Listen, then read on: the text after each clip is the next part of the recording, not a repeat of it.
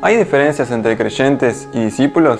¿Es lo mismo ser un discípulo de Jesús que ser un cristiano? En este video te vamos a contestar esas preguntas y compartirte 5 cualidades de un discípulo de Jesús.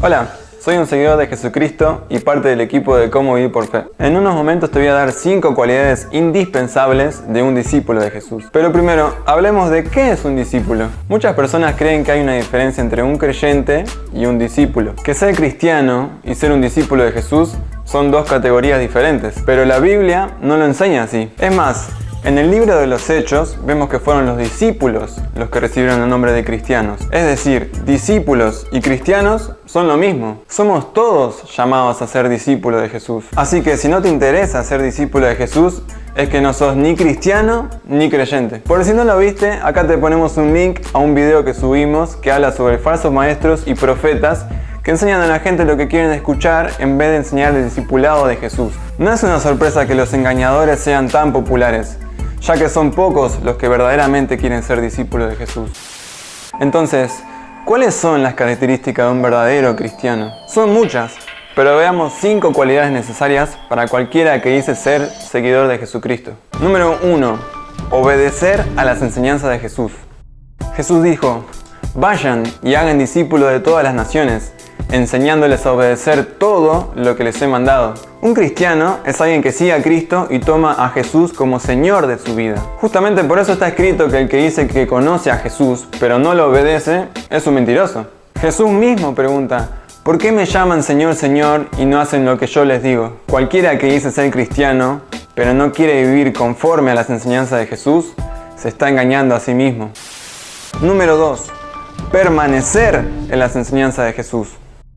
Un verdadero discípulo de Jesús no es cristiano solo por un tiempo, sino que sigue creciendo en obediencia a las enseñanzas de Jesús. En la parábola del sembrador, los discípulos son representados por la semilla que cayó en tierra fértil, los que con corazón bueno y recto retienen la palabra y dan fruto con perseverancia. Aquellos que rechazan el mensaje de Jesús, los que vuelven atrás en tiempos de prueba y persecución, y los que se dejan enredar por las preocupaciones de esta vida y el engaño de las riquezas, no llegan a producir buen fruto para ser discípulos de Jesús. Cualquiera que se extravía y no permanece en las enseñanzas de Cristo, no tiene a Dios y no es un discípulo de Jesús.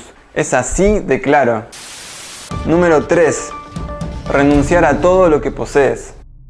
Ya que los discípulos de Jesús obedecen sus enseñanzas, también hacen caso al mandamiento que dio acerca de vender todo y dar a los pobres. De hecho, Jesús claramente dijo que cualquiera que no renuncia a todo lo que posee, no puede ser su discípulo. No es un gran misterio saber por qué los primeros cristianos vendían sus posesiones, daban a los pobres y compartían todo lo que tenían los unos con los otros. Simplemente eran discípulos que estaban poniendo en práctica lo que Jesús claramente ya había enseñado. Ya que el tema de renunciar a tus posesiones no es un tema popular, rara vez lo vas a escuchar predicado en los púlpitos del sistema religioso. Pero cuando quieras saber realmente qué significa ser un discípulo, ¿a quién le vas a creer? ¿A Jesús o a los líderes religiosos que justifican su desobediencia? Número 4. Renunciar a toda tu persona. El que no aborrece su propia vida, el que no toma su cruz, el que ama a su familia más que a Jesús, el que quiera guardar su vida en este mundo, no puede ser un discípulo de Jesús.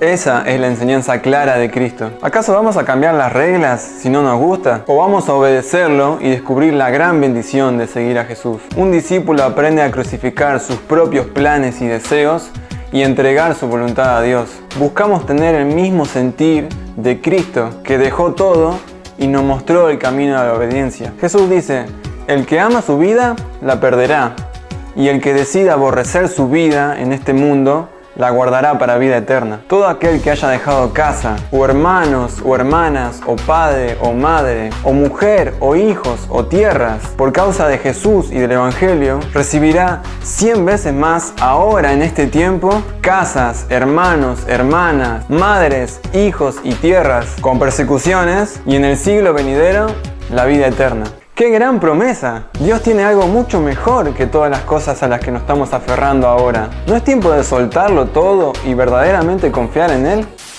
Número 5. Trabajar para Dios.